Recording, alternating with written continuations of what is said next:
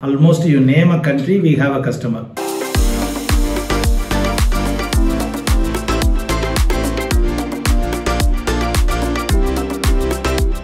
வணக்கம், Chockalingam Palliappan, director பிரக்லா wealth private limited. சமீபத்தில் நம்ம போட்டிருந்த ஒரு வீடியோவில் ஒரு கமெண்ட்ஸ் வந்துருந்துச்சு. சார், என்ஆர்ஐ முதலீடுகள் பற்றி சொல்லுங்க, அதனுடைய சட்டத்திட்டங்கள் என்ன, அதெல்லாம் சொல்லுங்கன்னு. நம்ம ஏற்கனவே பல வீடியோ போட்டிருக்கோம். அது கொஞ்சம் ஓல்டாக இருக்கும். ஸோ அதனால் இப்போ லேட்டஸ்ட்டாக சொல்லிவிடும் அப்படின்ட்டு தான் இந்த வீடியோ போடுறோம். ஜென்ரலாக NRIs from anywhere in the world, இந்தியாவில் முதலீடு செய்யலாம். எந்த நாடாக இருந்தாலும் இப்போ எங்கிட்டே கஸ்டமர்ஸ் இருக்குது. Almost you name a country, we have a customer. இன்னும் சின்ன சின்ன ஐலாண்டு, குட்டி குட்டி தீவுகள், இன்னும் கரீபியன் ஐலாண்ட்ஸில் இருக்கிறவங்க, இன்னும் யூஎஸ், கனடா, கல்ஃபில் எல்லா நாடுகள்லையும், மலேசியா, சிங்கப்பூர், ஆப்பிரிக்கா சைட்லேருந்து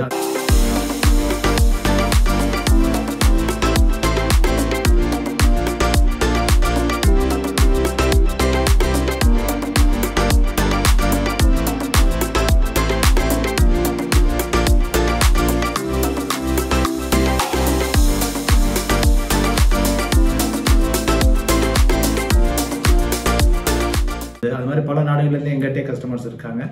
so we serve a large base of NRIs customers.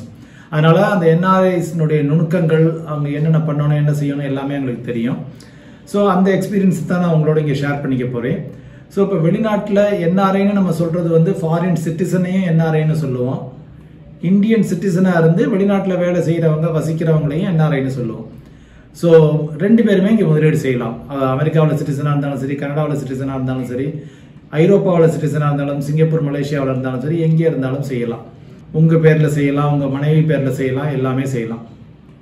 So இதுக்கு உங்களுக்கு பேங்க் அக்கௌண்ட் கம்பல்சரி இந்தியாவில் தேவை. என்ஆர்இ அக்கௌண்ட், என்ஆர்ஓ அக்கௌண்ட், ரெண்டு type of account, savings account இந்தியாவில் எல்லா வங்கிகளும் இன்க்ளூடிங் ஸ்மால் ஃபைனான்ஸ் பேங்க்ஸ் இதை திறந்துருவாங்க. என்ஆர்ஓ அப்படிங்கிறது நான் ரெசிடென்ட் ஆர்டினரி அக்கௌண்ட்டு, என்ஆர்இங்கிறது நான் ரெசிடென்ட் எக்ஸ்பேட்ரியேட் அக்கௌண்ட்னு பேர். ஸோ இது ரெண்டுக்கும் உங்களுக்கு பல பேருக்கு வித்தியாசம் தெரிஞ்சிருக்கும். தெரியாதவர்களுக்கு சொல்லியறி, என்ஆர்ஓ அக்கௌண்ட்டில் உள்நாட்டில் இருக்க கேஷையும் நீங்கள் போட்டுக்கலாம், பணமும் போட்டுக்கலாம், எல்லாமே போட்டுக்கலாம். வெளிநாட்டிலேருந்து அந்த என்ஆர்ஓ அக்கௌண்ட்டுக்கு பணம் அனுப்பலாம். ஆனால் நீங்கள் அந்த என்ஆர்ஓ அக்கௌண்ட்லேருந்து வெளிநாட்டுக்கு பணத்தை எடுத்துகிட்டு போகிறீங்க அப்படின்னா ஒரு auditor certificate is required. Whereas NRE அக்கௌண்ட்டில் நீங்கள் உள்நாட்டு பணத்தை, இந்தியாவில் உள்ள பணத்தை கொண்டு போய் அதில் போட முடியாது, கேஷை போட முடியாது, இல்லை லோக்கலில் உங்களுக்கு வர்ற வாடகை அதில் போட முடியாது.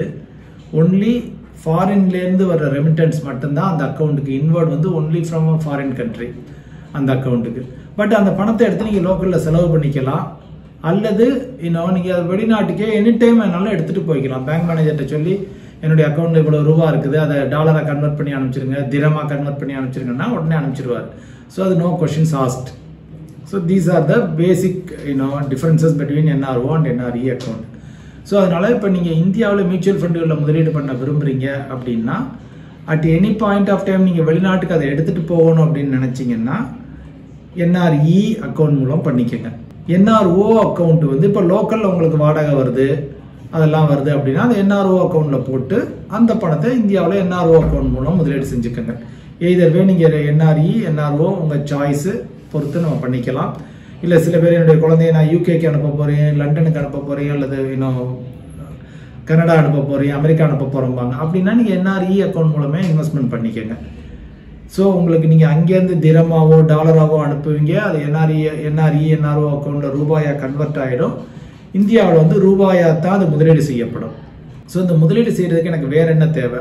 உங்களுக்கு பேங்க் அக்கௌண்ட் ஆல்ரெடி இருக்குது, PAN card compulsory, Aadhaar card இருந்தால் well and good, visa copy அல்லது permanent resident like green card அது மாதிரி இருக்குது, பாஸ்போர்ட் காப்பி, இது எல்லாமே தேவை. இது இப்போ சில பேர் and address proof, foreign address proof கம்பல்சரியாக தேவை. இந்தியாவில் அட்ரஸ் ப்ரூஃப் இல்லைன்னா கூட பரவாயில்ல, foreign address proof, utility bill, அது இதெல்லாம் இங்கிலீஷில் இருந்தால் better. So these are all the requirements in general. So இதை வச்சு நோ யுவர் கஸ்டமர் அப்படின்னு நம்ம கேஒய்சி பண்ணணும். ஸோ கேஒய்சி பண்ண பிறகு தான் மியூச்சுவல் ஃபண்டுகளில் இன்வெஸ்ட்மெண்ட்ஸ் முதலீடை நீங்கள் ஆரம்பிச்சுக்கலாம். இப்போ ஆன்லைனில் பண்ண முடியுமான்னா கேஒய்சி முதலீடுகள் எல்லாமே ஆன்லைனில் பண்ணலாம், ஆட்டோமேட்டிக் எஸ்ஐபி பண்ணலாம், எல்லாமே பண்ணலாம். ஆனால் கேஒய்சி பண்ணுறதுக்கு ஒன் டைம் இன்பர்சன் வெரிஃபிகேஷன் பண்ணணும், ஐபிவின்னு சொல்லுவோம். அதனால் நீங்கள் இந்தியாவுக்கு வரையில் அதை வந்து ஆஃபீஸுக்கு வந்தீங்கன்னா ஒரு தடவை நேரடியாக பார்த்துட்டு அவங்க அட்வைசர் வந்து கையெழுத்து போட்டு ஆட்டோமேட்டிக்காக அந்த கேஒய்சி ப்ராசஸ் பண்ணிடலாம். சில கேசஸில் ஃபாரின்ல இருந்த வாக்குலையும் பண்ணலாம், அதுக்கும் பாசிபிலிட்டிஸ் இருக்குது கேஒய்சி. அப்புறம் ஆன்லைன் பிளாட்ஃபார்மை நீங்கள் பே பண்ணுறது எல்லாமே ஆன்லைனில் ஒன் டைம் தான் கேஒய்சி ப்ராசஸ். அதுக்கப்புறம் வந்து எல்லாமே நம்ம ஆன்லைனில் கம்ப்ளீட்டாக பண்ணிக்கலாம். நீங்கள் பேமெண்ட்டு, ரிடம்ஷனு எல்லாமே நீங்கள் ஆன்லைனில் ஆப்ரேட் பண்ணிக்கலாம். இதுதான் ஜென்ரலாக உள்ள ப்ரொசீஜர்.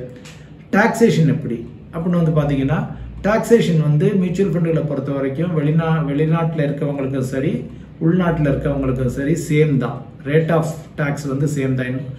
ஸோ ரெண்டு ஈக்விட்டி மியூச்சுவல் ஃபண்டுகளில் போடையில் long term capital gains tax more than 1 year வச்சிருந்துட்டு நீங்கள் விற்றீங்கன்னா 12.5% தான்.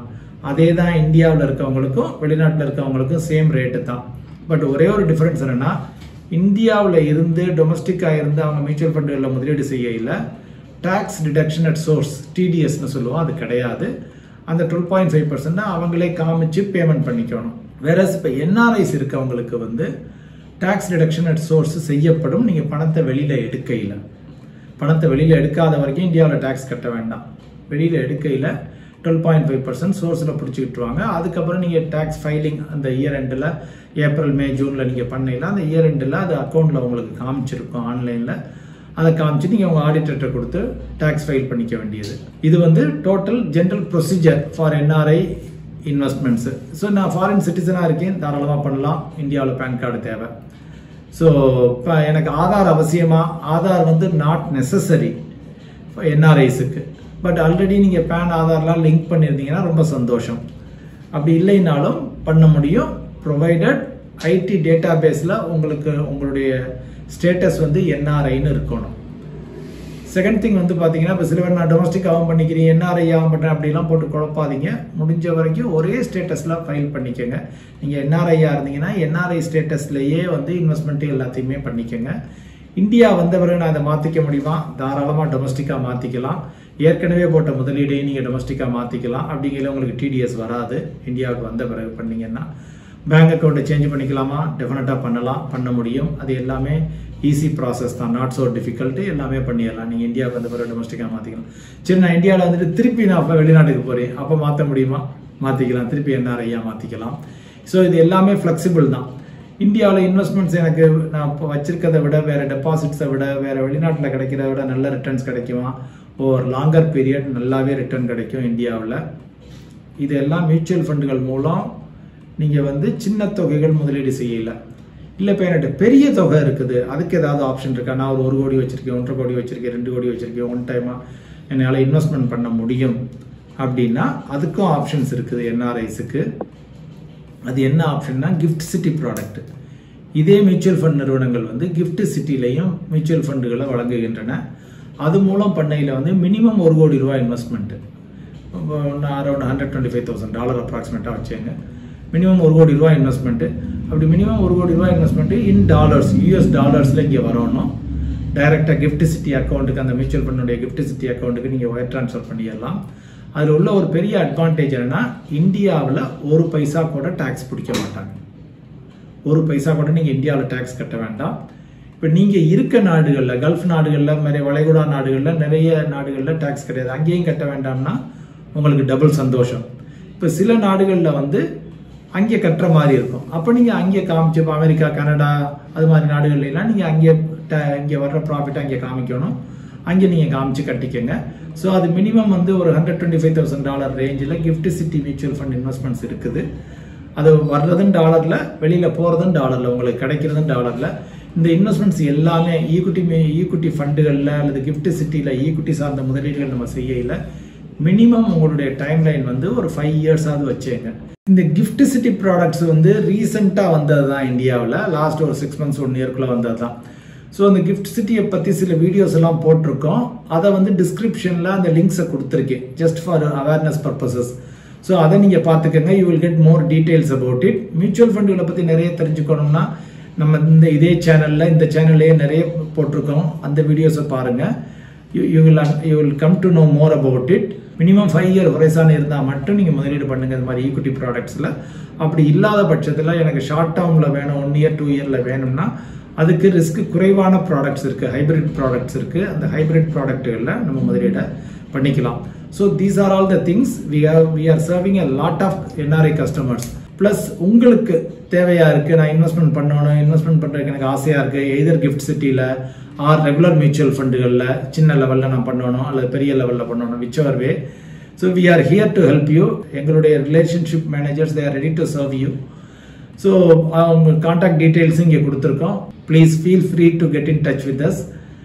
நன்றி. மற்றும் ஒரு முறை இன்னொரு வீடியோவில் உங்களை சந்திக்கிறேன்.